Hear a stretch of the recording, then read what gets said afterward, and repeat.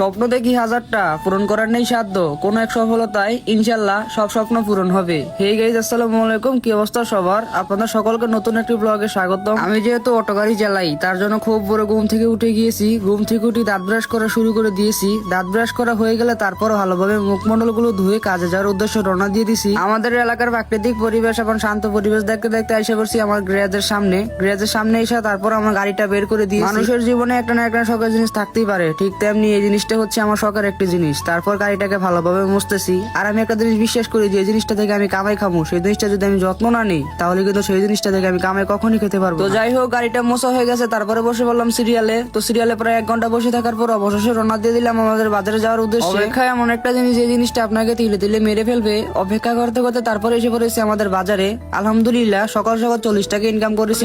আপনার মনে করেন যে 2 ঘন্টা ধরে ঘুরেছি, ঠিক আছে? তাই এখন আর কোনো প্রভাবই নেই, এখন খালি ঘুরমু। আর কত টাকা ইনকাম করবো সারাদিন এই ভিডিওতে দেখামু।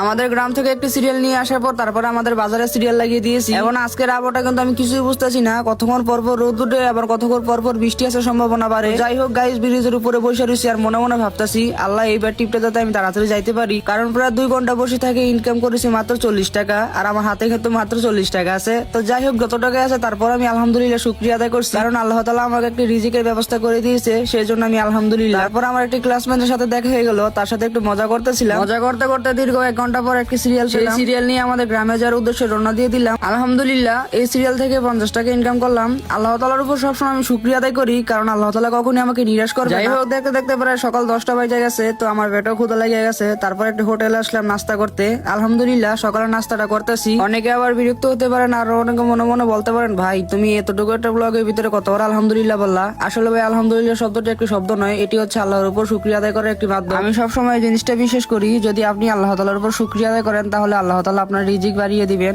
ইনশাআল্লাহ। তো যাই হোক, দেখতে দেখতে দুপুর হয়ে গেছে, আমার গলাটা প্রায় শুকিয়ে গেছে। তারপরে একটু শরবতের দোকানে আসলাম। শরবতের দোকানে এসে 1 গ্লাস শরবত খেয়ে নিলাম। আর আমার ছোট ভাই সাদালের সাথে একটু মজা করতেছিলাম। তার সাথে সবসময় আমি মজা মাস্তির ভিতর মেতে থাকি। এই আমার মারবেন কি লিগা? মারুম কেলে তুই জানিস না? না।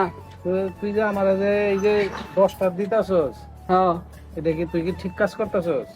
এই যে আপনি যে ইয়াটা চালান, হ্যাঁ, তা আপনার কাছে কেমন লাগে এখন? খুব ভালো লাগে, খুব ভালো লাগে। আলহামদুলিল্লাহ খুব ভালো লাগে। আল্লাহ দিলে খুব সুখে শান্তিতে আছি, খুব ভালো আছি। আল্লাহ দিলে সব দিক দিয়ে আল্লাহ দিলে ঠিকঠাক আছে।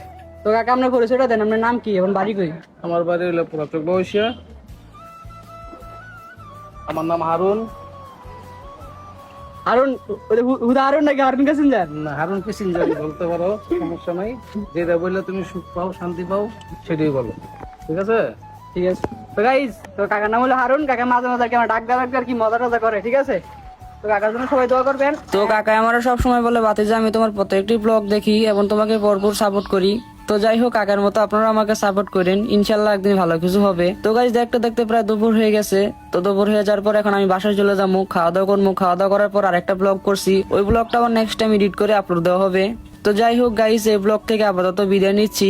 তো সবাই ভালো থাকবেন, নিজের প্রতি খেয়াল রাখবেন। আজকের মতো ব্লগটি এতটুকুই ছিল। আসসালামু আলাইকুম।